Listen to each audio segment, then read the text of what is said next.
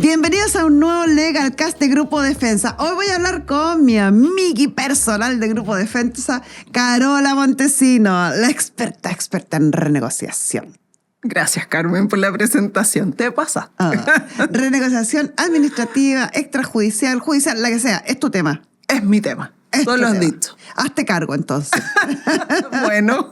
Explícanos a grandes rasgos lo que es la renegociación, porque a pesar de que lo hemos hablado, estamos recién interiorizándonos de este tema, entonces creo que siempre es importante dejar en claro qué es lo que hace Agencia Renegociadora. Bueno, Agencia Renegociadora tiene dos productos básicamente, que es la renegociación ante la superintendencia, que efectivamente yo la grafico de la siguiente manera. Los acreedores no se cuentan, sino más bien se pesan. Por lo tanto, la renegociación ante la superintendencia, si tú tienes varias deudas cuya cuantía es relativamente similar, te conviene el proceso de la superintendencia. En la administrativa. Sí, donde vas a cumplir con los requisitos de una deuda total de superior a 80 unidades de fomento, tienes que tener 90 días de demora, tienes que tener al menos 2 o más acreedores, no tienes que estar básicamente, más que demandado, notificado. Entonces, ahí te diría que te conviene la renegociación administrativa o ante la superintendencia. ¿Por qué? Porque la verdad es que puedes conseguir muy buenos acuerdos con condonaciones, bajas de tasa, puedes conseguir meses de prórroga, pero la verdad es que siempre se trata de deudas más bajas. Sí. La renegociación extrajudicial, a cambio, en general siempre existe algo que nos importa.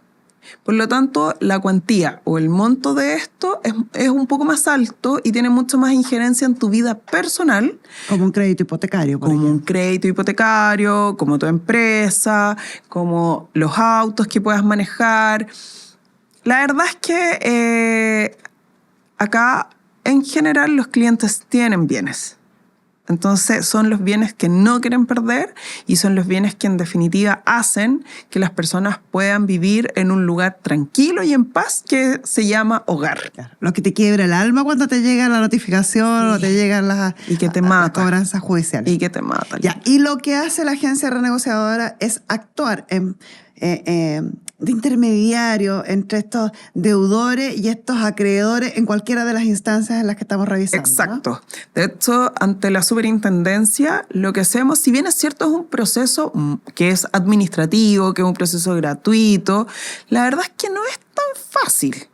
¿Por qué? Porque los términos que utiliza de repente, hay una cantidad extrema de documentos que muchas veces para las personas no están relacionados con esa terminología, los prepagos, el informe de deuda de la CMF, que tráigame el boletín. La verdad es que a nivel administrativo lo que nosotros hacemos es facilitar el trabajo de reunir toda la documentación, de explicar al cliente cuál es la propuesta, porque hay que hacer una propuesta, hay que hacer, o sea, los acreedores, no es que uno llegue a la superintendencia y uno diga, uno tiene que hacer una propuesta de pago y decir, oye, ¿sabes qué?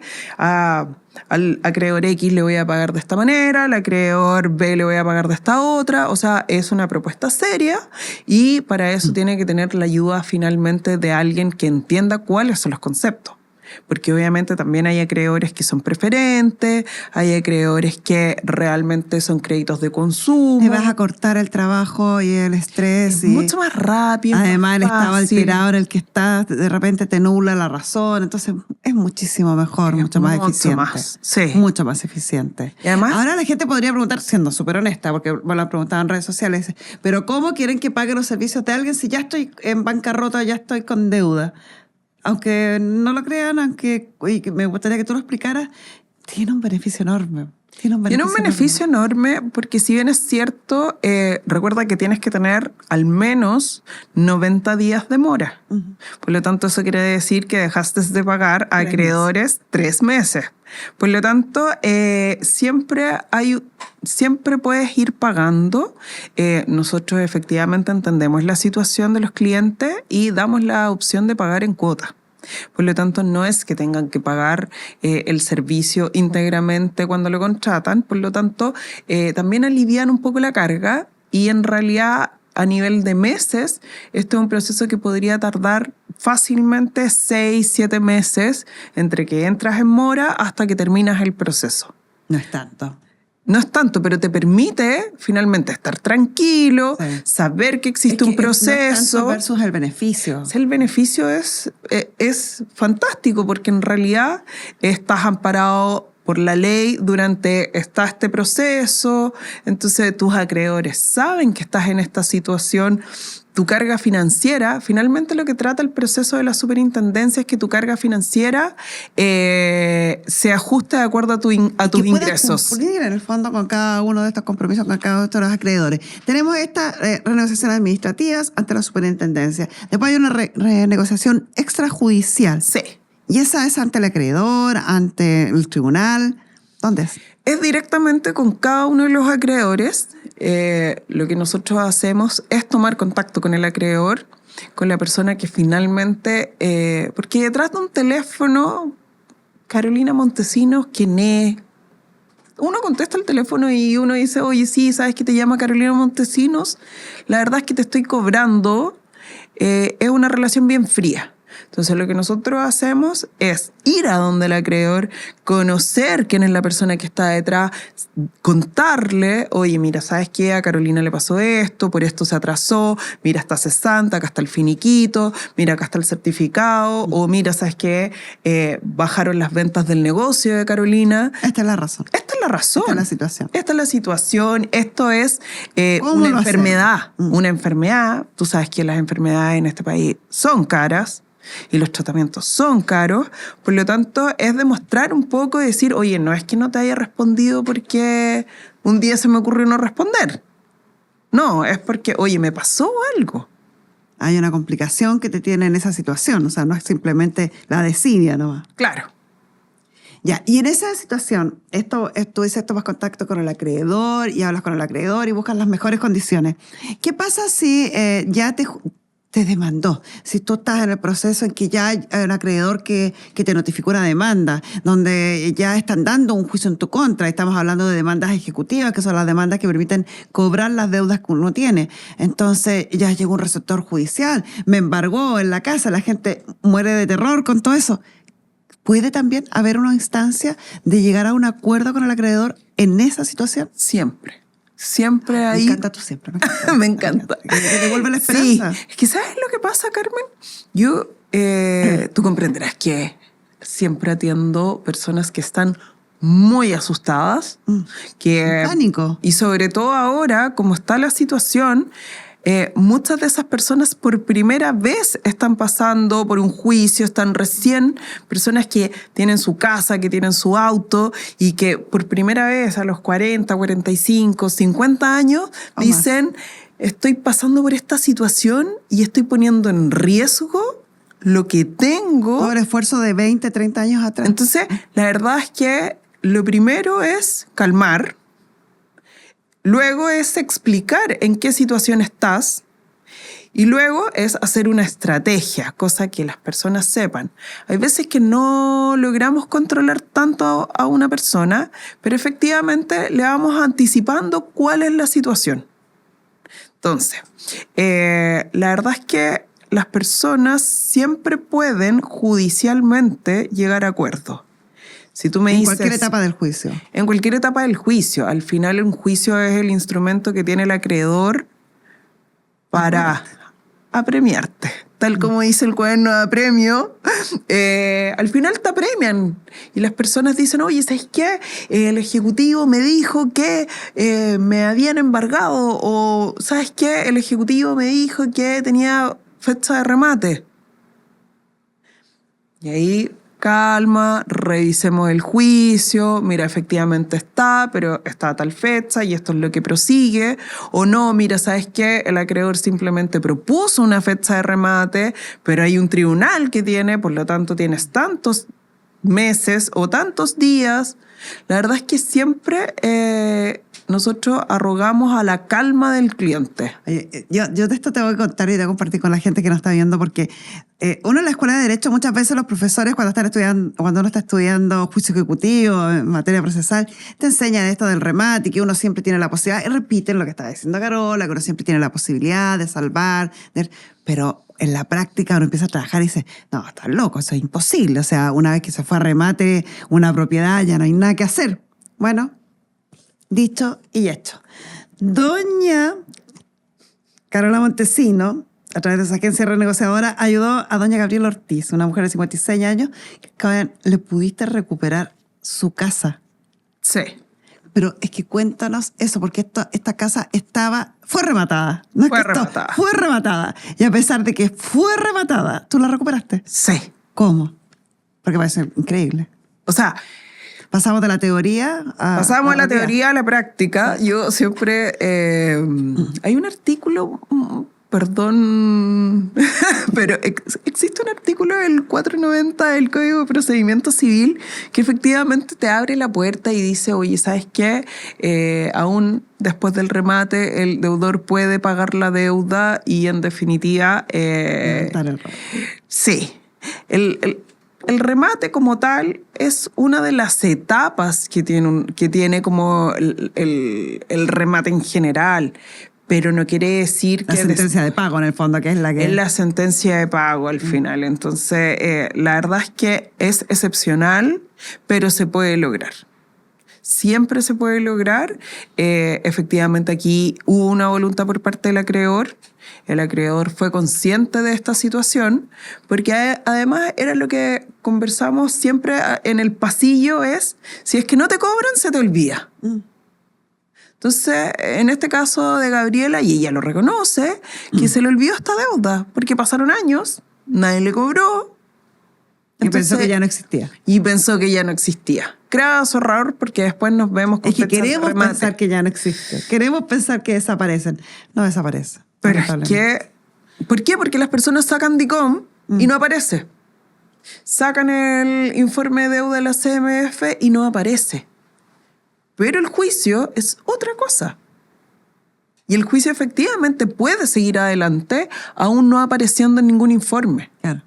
Entonces, eso es lo que perdemos de vista cuando las personas dejan de pagar y se les olvida y entran en este limbo de alguna vez tuve una deuda. Qué miedo. Sí, es terrible porque muchas veces llegan a última hora. Y esos son los principales clientes que tenemos que llegan a última hora.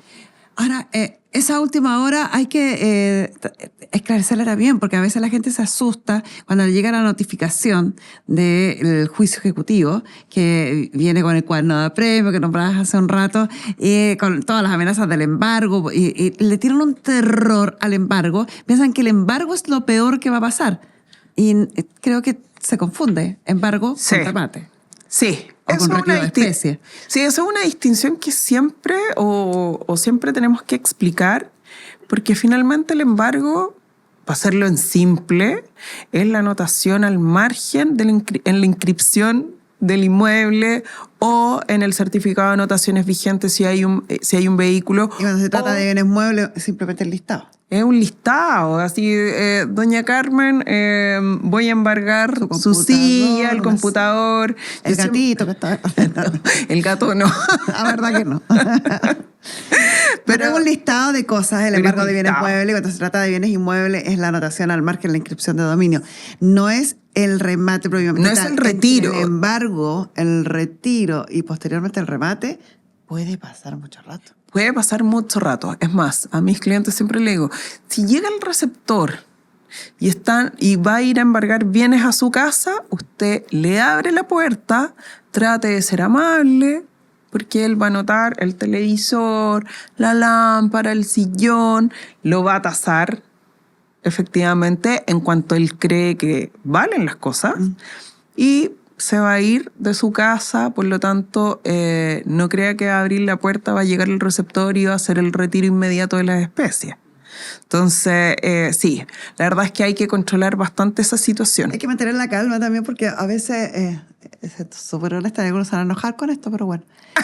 Muchas veces cuando la deuda es importante y el listado de especies es insignificante, al acreedor le puede salir más caro el remate de los bienes que seguir adelante con ese juicio.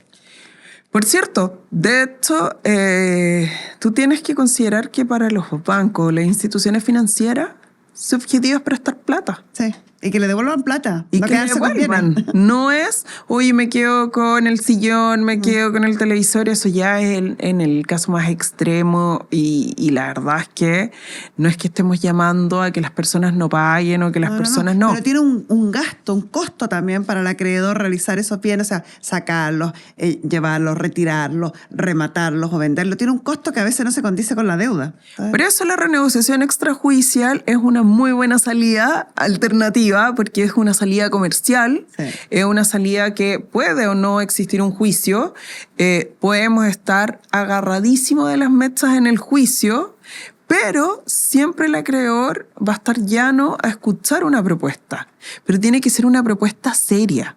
Tiene que ser una propuesta, porque al final nosotros como agencia renegociadora siempre vamos a tomar contacto con el acreedor, pero también depende de que el deudor se comprometa a reunir el dinero. Ahora, yo creo que también, insisto con esta honestidad a veces media descarnada, creo que el acreedor conversa distinto con el abogado del deudor que con el deudor.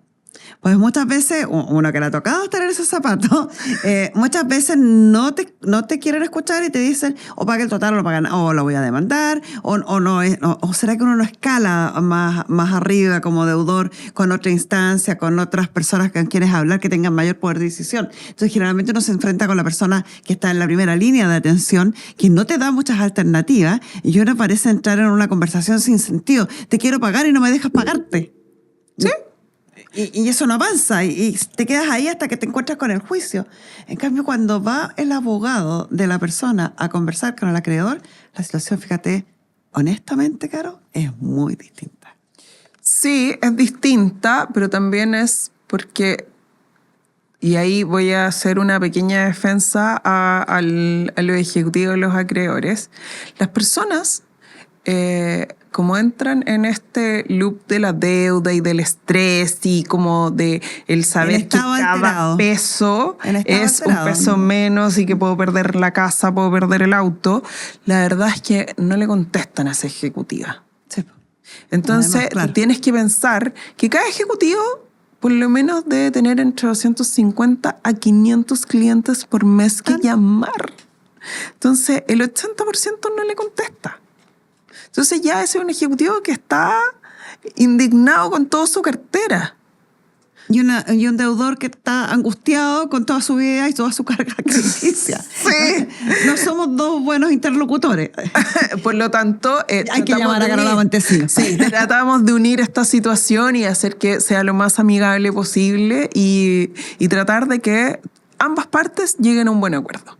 Siempre hace bien conversar de cómo salir de las deudas y cuando uno conversa y comparte los problemas, dejan de ser a veces un peso tan grande. No lo revise en la noche, revíselo durante el día porque en la noche los fantasmas aparecen y uno duerme mal. Las deudas, revíselas de día en la mañana tempranito con la mente clara. Escucha a Carola Montesino, llámela, pregúntale, escríbale y dejemos de sufrir. Muchas gracias, Carola. Nos vemos en un próximo podcast de grupodefensa.cl. Chao.